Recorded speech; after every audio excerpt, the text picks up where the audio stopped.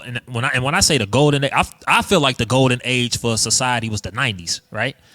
Could you say that, like, between like everything, entertainment, music, I'm gonna sports? say 90s, early 2Gs. You get past 05, you past 2010 is shit. So maybe to like 04ish, right, 5ish, when we still getting a little bit of that. So after Rockefeller and them, after G Unit, yeah.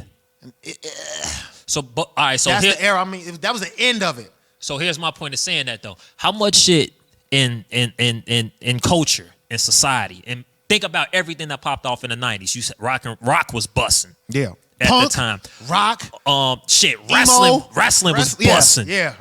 You know what I mean? The type of basketball that was being played. Rough. The attitudes that everybody that the coach had, the society had at the time. How much of that shit can pop off now? Zero. Because that's kind of my point when I say about like the golden era. Because then I feel like in the 90s, that was like the era of like the anti-hero. Yeah. You feel what I'm saying? Yeah, I agree with you. I feel like now everyone is the persona of perfect. Back then, it was no picture of perfection. Social media has painted this picture of perfection that everyone is trying to kind of portray a little bit. And we're okay with people not being perfect as long as they're the perfect that we like. You know, oh, you want to be ratchet, then be ratchet. Or you want to be this and that, and I like it. Okay, cool. But once you start, showing some imperfections that kind of ruffle people's feathers, then it's different. You know what I mean? Think about all that shit that was going on. It just wasn't captured on camera.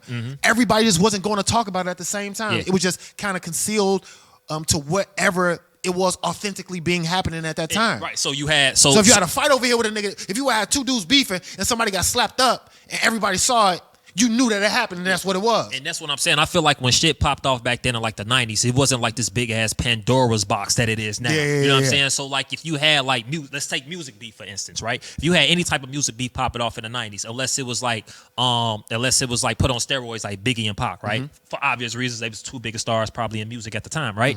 But everything stayed in that box, right? So like you'll only see that on like MTV News or some shit like that. Yeah. You know what I mean? Like Marilyn Manson was out here wilding. You'll probably catch that on what was the show that used to come on like Total TRL. Yeah, TRL. You probably Carson only catch Daly. that on like Carson Daly. You probably only catch that on like TRL. 106 in Park. What up? All that shit.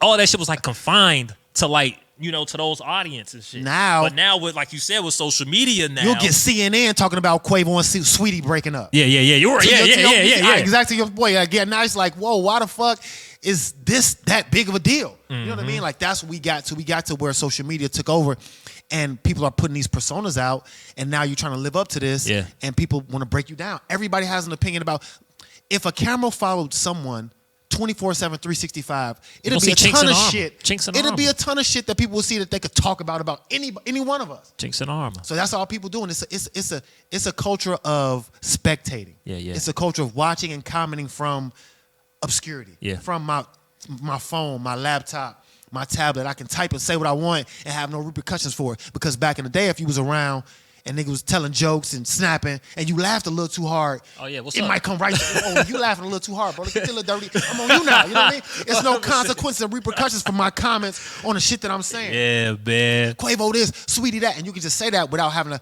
sit there and deal with the repercussions. Yeah. That's why it's easy to cancel somebody, because you don't gotta cancel them in their face. I always I be saying this with the 90s, man, before we go to commercial break, man. It was a simpler time. It was a simpler time. You had to be who you were or be able to time. stand on what you said. Yeah. Now it's just like I gotta catch you, or some fake shit. So I mean, it's characters, like we say, personas and caricatures.